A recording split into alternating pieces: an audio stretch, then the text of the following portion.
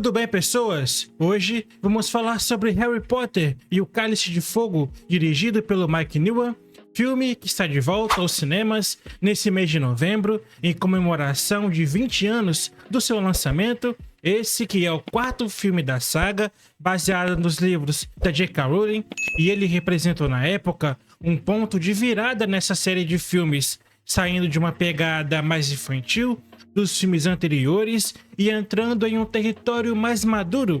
E a história aqui traz o Harry Potter, agora com 14 anos, de volta a Hogwarts em mais um ano letivo, depois dos acontecimentos do filme anterior, Os Prisioneiros de Azkaban. E agora o Harry foi selecionado de forma misteriosa para participar do torneio Tribucho, uma competição perigosa entre escolas de magia, e o longa vai misturar elementos de mistério, aventura e até toques de terror bem consideráveis, o que não tinha sido explorado nos 3 filmes anteriores. O Cálice de Fogo realmente traz esse elemento novo, digamos assim, explorando a magia para criar um caos e o perigo, e eu gosto muito como a história aqui não fica só na superfície, ela aprofunda as relações entre os personagens, mostrando que crescer nesse mundo mágico vai atrair consequências perigosas e até trágicas.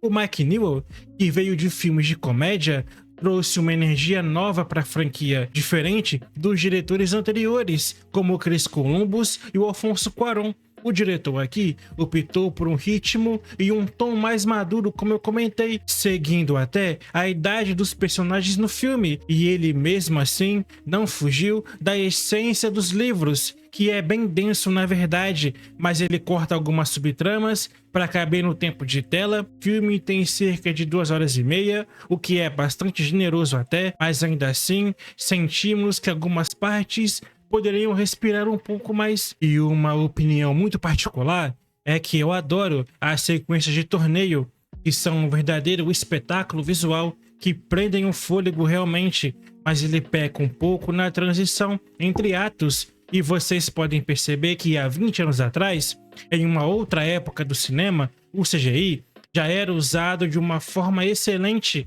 muito convincente. São ótimos efeitos aqui. O elenco, por sua vez, mostra uma evolução enorme do filme anterior.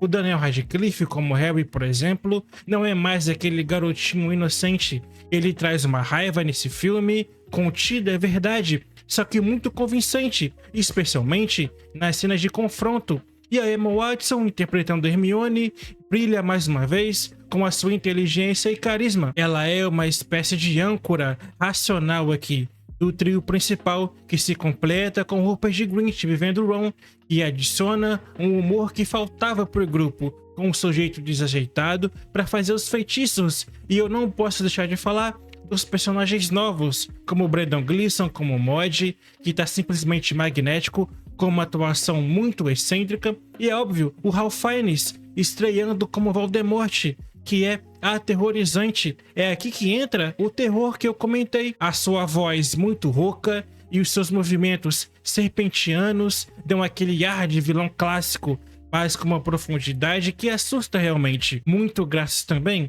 aos efeitos visuais, que merecem aplausos, porque lançados lá em 2005, o filme usa o CGI de ponta, especialmente nas criaturas mágicas como dragões e as cenas de labirinto, por exemplo, e é um primor de design com armadilhas que parecem reais e perigosas, e eu digo que os efeitos nesse longa elevou o padrão da franquia. Não que os filmes anteriores sejam ruins nesse ponto, não é isso que eu tô falando, mas aqui tudo é mais amplificado, fazendo com que o mundo de Hogwarts pareça mais vivo e imersivo do que nunca. Eu, pelo menos, não consegui perceber nem um pouco de artificialidade nas expressões faciais de algumas criaturas.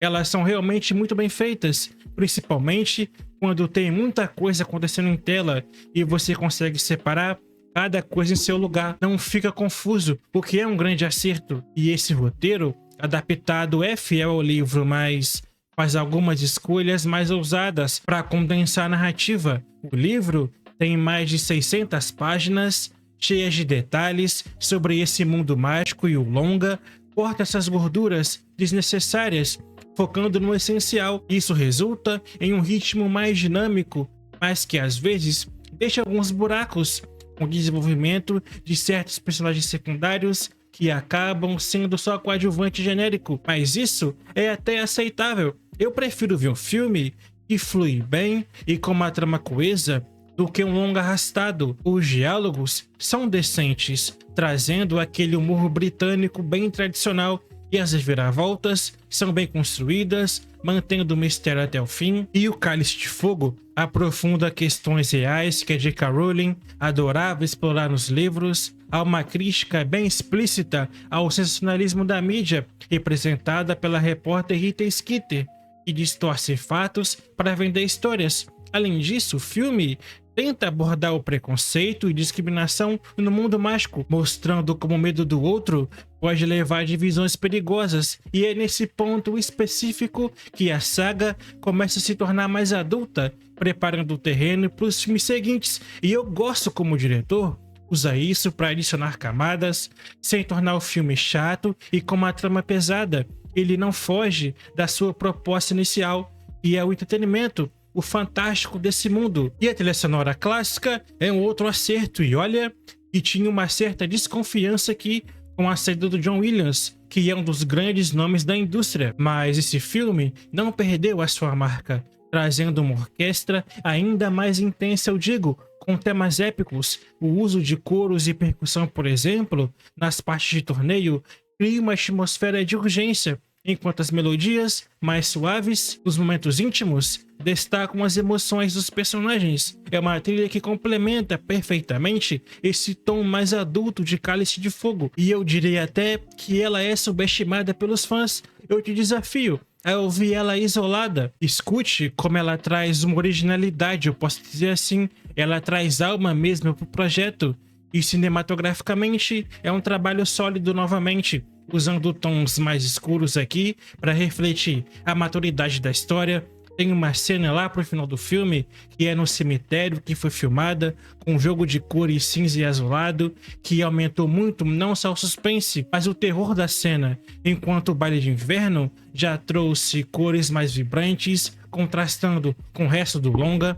É uma fotografia no geral que captura a grandiosidade de Hogwarts, cheia de segredos, e comparado com os outros filmes da franquia, esse é o que marca essa transição pro lado negro, digamos assim. A Pedra Filosofal e a Câmara Secreta eram bem mais leves, e o Prisioneiro de Azkaban introduz uma melancolia, é verdade, mas é aqui, em O Cálice de Fogo, que a saga mergulha mesmo de cabeça no perigo real da magia, com mortes e traições, e pavimenta o caminho pro resto da franquia, onde a guerra realmente explode. E eu digo, esse é o meu filme favorito da saga. Eu não sou um dos maiores fãs de Harry Potter, eu apenas acompanho, já vi todos os filmes, e esse é disparado o meu filme favorito. Então Harry Potter e o Cálice de Fogo é um marco na franquia realmente, equilibrando diversão com profundidade, e prova que adaptações podem honrar o material original enquanto trazem inovações. Se você é novo na saga,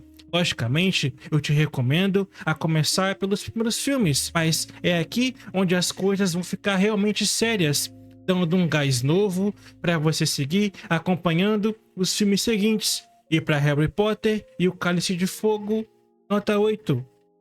Excelente oportunidade para os fãs do bruxo assistir a esse filme nos cinemas, que vai elevar com certeza a sua experiência em assistir numa tela grande, em uma versão remasterizada para essa comemoração de 20 anos. Beleza, pessoal? E me conta aqui nos comentários, qual é o seu filme favorito de Harry Potter? Vocês gostam dessa franquia? Me diz aqui embaixo, e como sempre, fique à vontade para comentar o que você quiser. E obrigado por assistir até aqui, até um próximo vídeo e até mais.